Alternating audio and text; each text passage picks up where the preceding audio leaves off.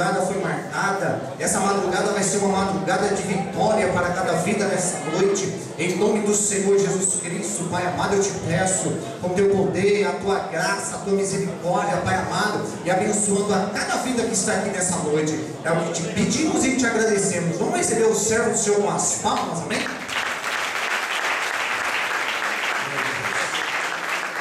Queridos, Deus é a paz do Senhor. Doutor, se puder dar um pouquinho de retorno aqui, fica maravilha. Que um homem desse tamanho não pode ter uma voz desse tamanho. Deus é bom. Maravilha, Deus abençoe. Irmãos, tem um Ford Ka? Cadê o irmão? Isso é um dele. Dá uma retirada aqui que o rapaz vai sair. Só dá uma puxadinha nele que o rapaz ele vai sair. Amém? Se não quiser tirar, deixa de presente que o pastor está fazendo aniversário. Maravilha, né, pastor? Cadê os homens para nós cantar um parabéns para o pastor aqui? Cadê o baterista? Sumiu. Meu Deus. Não, mas isso é depois. Fique em paz, fique em paz. Eu estou grato a Deus por essa oportunidade. Pastor William, sou teu servo, sempre disse isso desde que nos conhecemos. Estamos mais uma vez para servir a Deus juntamente com o Senhor. Deus abençoe. Pastor Edmilson, Deus abençoe. Henrique, Pastor Fábio, e todos, Thalita. Não vou lembrar o nome de todos, mas Deus abençoe. Me acompanha hoje também o pastor Marcos, levita Jéssica, levita Joyce, até. E eu vi algumas pessoas que eu conheço. Eu não vou cometer o erro de dizer o nome de todos, mas eu tenho uma certeza que todos serão abençoados. Doutor, só tira um pouquinho de grave para mim, vai ficar maravilha. Livro de Isaías, capítulo de número 6 e o verso de número 8. Quem não estiver com Bíblia, pegue uma carona, porque uma carona dessa sai o grave, sai o som do retorno aqui para mim. Se eu puder dar uma melhorada, maravilha. Todos acharam? Digam amém. O texto diz assim: depois disto, ouvi a voz que dizia: a quem enviarei e quem há de ir por nós? Então eis-me aqui. Então disse eu: eis-me aqui, envia-me a mim. Então disse ele: vai e diz a este povo: ouvis de fato e não entendeis, e vedes em verdade, mas não percebeis. Engorda o coração deste povo, endurece-lhes os ouvidos e fecha os olhos. Não venham ele a ver com os seus olhos e a ouvir com os seus ouvidos e a entender com o seu coração e a converter-se e a ser sarado. Podeis assentar. A palavra de Deus, o tema é uma oportunidade. Diga para quem está ao teu lado: Deus está te dando uma oportunidade. Uma oportunidade é justamente como começa o capítulo 6 do profeta Isaías. Ele começa a dizer com datas do ano em que morreu o rei Uzias. Ele disse: eu vi ao Senhor assentado sobre um alto e sublime trono. Ele começou a descrever como era pelo lado de dentro dos céus. Ele diz que viu serafins voando. Ele diz que com 2 asas eles voavam, com 2 cobriam os pés, com 2 eles cobriam o rosto, e ainda liberava uma voz, um canto, um grito, gritando que ele é santo, santo, santo, santo. Aí ele diz: santo é o Senhor dos Exércitos. E ele disse: toda a terra está cheia da sua glória. Mas isso era só Isaías que estava observando. Por isso ele descreve. Ele começou a analisar como é que estava funcionando o céu pelo lado de dentro. Ele começou a perceber que Deus é santo. Independente dele ser santo, ele é também a santidade. Independente dele ser a própria santidade, ele gosta de ouvir quem o conhece gritando: santo, santo, santo. Algumas vezes você vai dizer: como é que eu vou dizer que ele é santo no meio dessa tormenta que eu não vejo nada? Eles também estavam com os rostos cobertos e dizendo: santo, santo, santo. Como é que eu vou dizer pisando na onde não estou vendo? Eles também não estavam vendo onde estava pisando, estava coberto, mas ele estava santo, santo, santo. E quando isso vai acontecendo, ele começa a perceber e fazer algumas análises. Porque tudo que ouvimos sobre Deus, na maioria das vezes, quando não temos uma experiência com Ele, acontece que nós ficamos imaginando como que é. Quando nós ouvimos sobre a história de Gênesis, Deus descendo todos os dias ao cair da tarde para falar com Adão, nós ficamos imaginando um Deus do tamanho que Ele é. Descer para conversar com um homem do tamanho que a gente sabe que é. A gente fica fazendo essas leituras na cabeça. A gente fica imaginando como é que foi aquele dia em que Jacó estava deitado com a cabeça na pedra. E ele teve um sonho e Deus falou no meio dos sonhos. A gente fica imaginando quando os pastores tiveram problema, pastores de Abraão e os pastores de Ló, eles tiveram problema, já não dava para ficar na mesma terra, do mesmo lado, na mesma rua, na mesma calçada, comendo na mesma hora, não dava, tinha que dividir. Interessante é que ele disse assim: se você for para o lado verdejante, eu vou para o lado seco. Se você for para o lado seco, eu vou para o lado verdejante. Comigo não tem problema. E a gente fica imaginando o que passa na cabeça de um homem que oferece a primeira oportunidade para alguém escolher e só tem uma coisa boa. A gente fica fazendo essas perguntas na cabeça.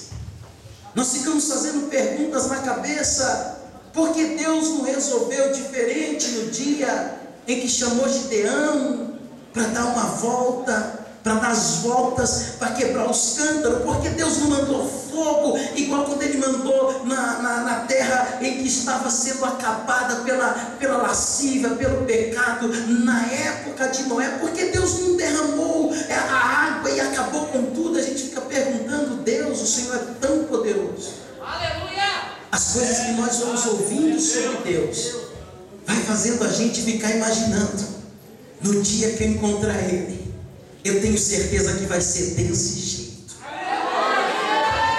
No dia que eu ver Ele, eu tenho certeza que vai ser desse jeito. Agora sabe o que acontece? É que esse Isaías tem a oportunidade de encontrar Deus. Ele tem a oportunidade de chegar nos céus. Ele tem a oportunidade de ver os anjos. Ele tem a oportunidade de ver Deus assentado. Ele tem a oportunidade de ouvir a voz de Deus. E tudo isso que estava acontecendo começou a provocar dentro de Isaías uma atitude. Ele disse: eu tive uma oportunidade de chegar nos céus. Só que o detalhe que está acontecendo é que parece que eu e o céu não somos amigos. Sabe quando você começa a andar com Deus e começa a perceber que Deus está falando e você não está dando ouvido, que Deus está te chamando e você não está indo, que Deus está pedindo e você não está entregando? Ele começou a fazer uma análise e olhava: olha os anjos, olha Deus, olha que bonito é isso, olha como é santo, como é puro, como é limpo os céus. Ele começou a dizer: ai de mim, que vou perecendo.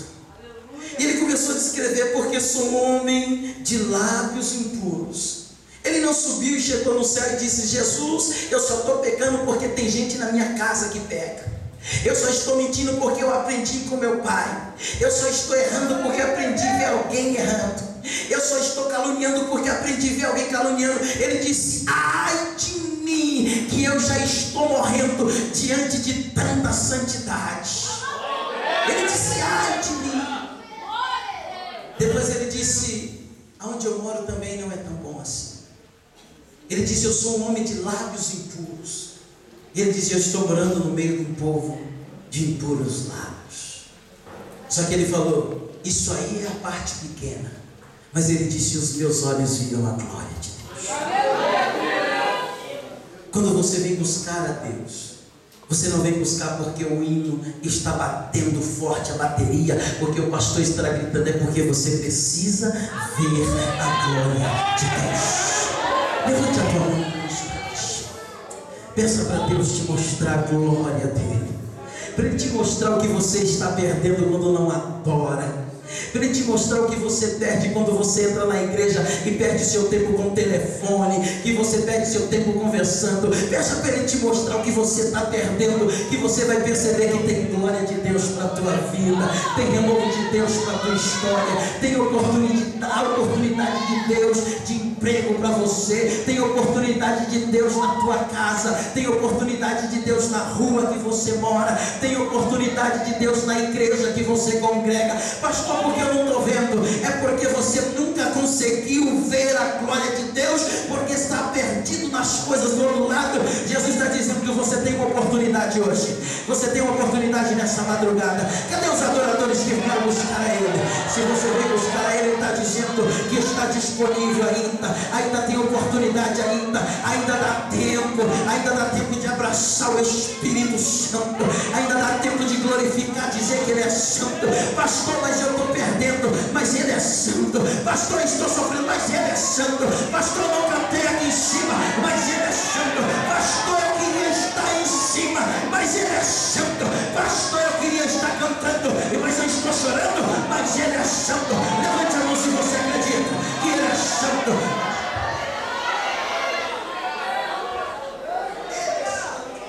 Por gentileza, deixa eu buscar. Enquanto isso vai acontecendo, ele começou a fazer a leitura de si. A Bíblia diz que o Senhor manda um anjo. O anjo vai na onde a santidade é normal. Ele pega uma tenaz, retira do altar e vem e toca bem na boca dele, bem na língua. Ele disse: se o problema é esse, agora está purificado os teus pecados. Quando ele começou a descrever essas palavras, nós começamos a perceber que o Deus que a gente serve, tudo aquilo que a gente imagina sobre Ele e tudo aquilo que a gente entende sobre Ele, cai por terra quando nós começamos a colocar Ele em primeiro lugar. Existe até um louvor que diz: não, mas vivo eu, quem vive em mim é Ele. Então, quando Deus gritou no ouvido: Abraão, sai do meio da tua parentela e vamos para a terra que eu vou te mostrar. Abraão nem pegou as malhas, ele pegou e foi embora. Deus me chamou. Quando Deus te chamou para o ministério, pastor, mas eu tenho que levar isso aqui, Deus, eu tenho que levar aquilo outro. Ele estava dizendo: ai de mim.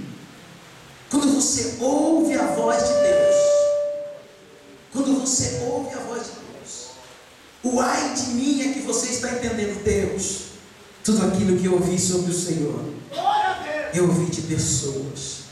Tudo aquilo que eu soube sobre o Senhor antes de conhecer foi de pessoas, mas os meus olhos, ele estava só esperando essa oportunidade. Pastor, que oportunidade de ver a glória.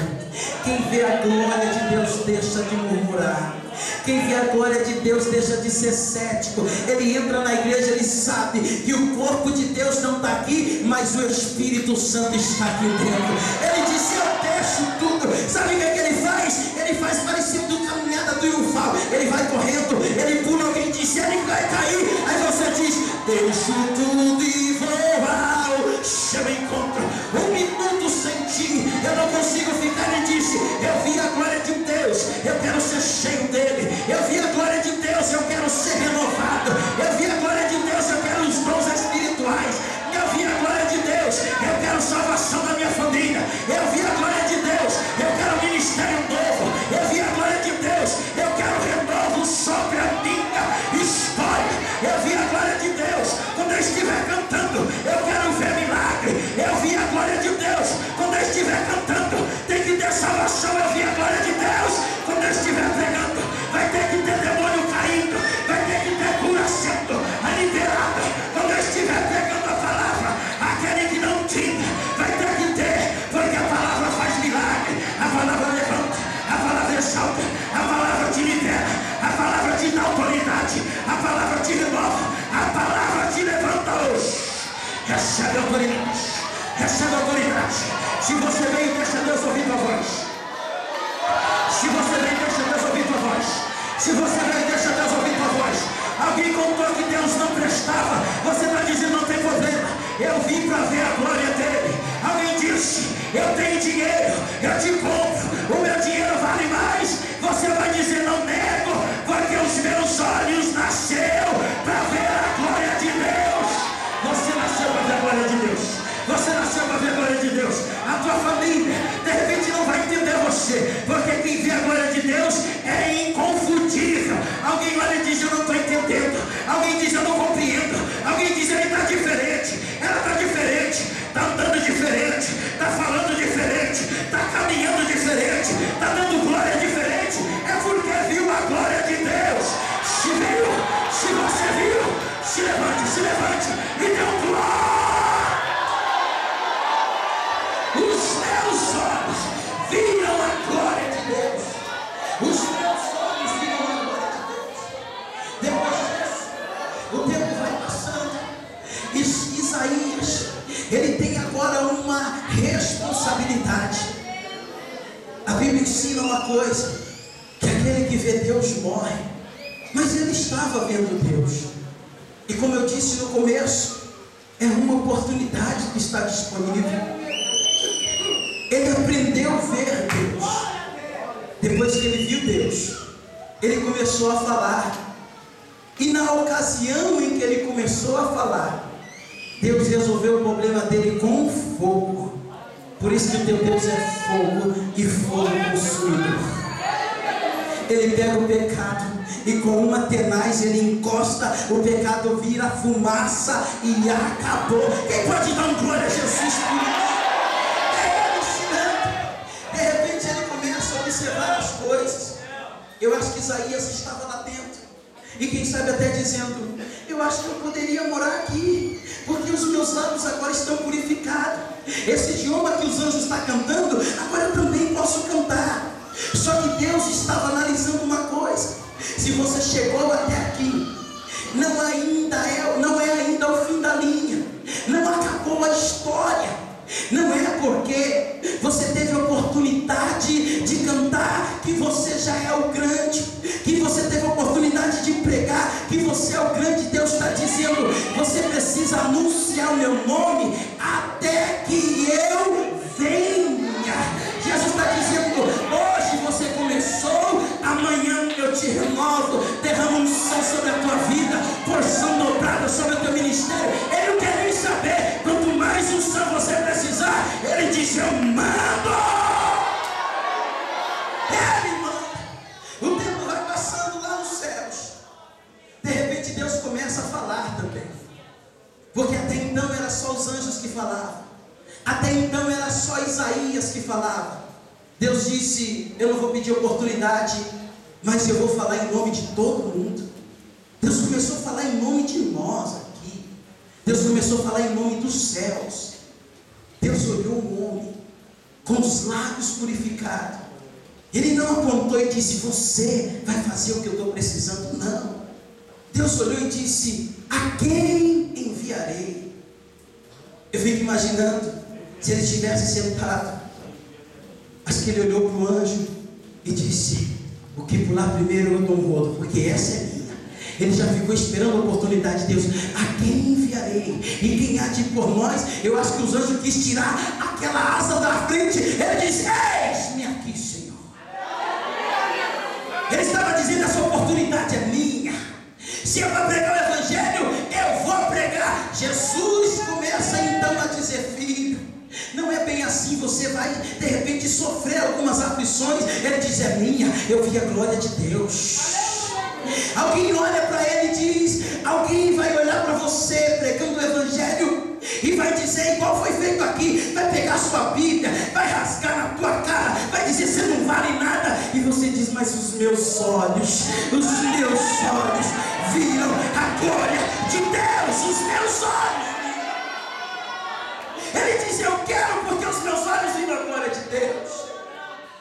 De repente tudo aquilo que ele imaginou sobre a vida era tão bonito, mas quando ele viu a glória de Deus, de repente aquela vontade que ele tinha de viver na terra acabou.